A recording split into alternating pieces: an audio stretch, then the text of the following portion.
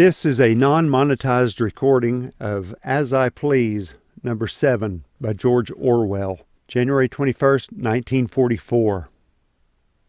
A correspondent reproaches me with being negative and always attacking things. The fact is, we live in a time when causes for rejoicing are not numerous, but I like praising things when there is anything to praise. And I would like here to write a few lines, and they have to be retrospective, unfortunately, in praise of the Woolworths rose.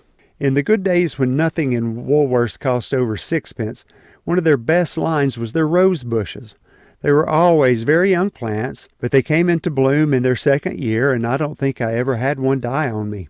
Their chief interest was that they were never, or very seldom, what they claimed to be on the labels. One that I bought for a Dorothy Perkins turned out to be a beautiful little white rose with a yellow heart, one of the finest ramblers I've ever seen. A polyantha rose labeled yellow turned out to be a deep red.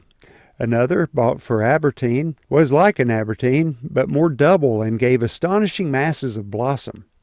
These roses had all the interest of a surprise packet, and there was always the chance that you might happen upon a new variety, which you would have the right to name John Smith or something of that kind. Last summer I passed the cottage where I used to live before the war. The little white rose, no bigger than a boy's catapult when I put it in, had grown into a huge vigorous bush. The Aberdeen, or near Aberdeen, was smothering half the fence in a cloud of pink blossom.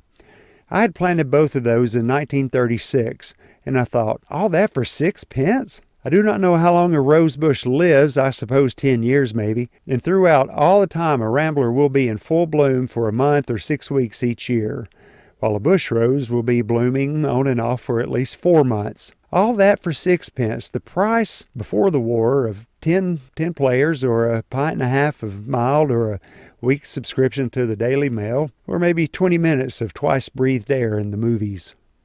The end. Thank you for listening. I'm Everson Harper.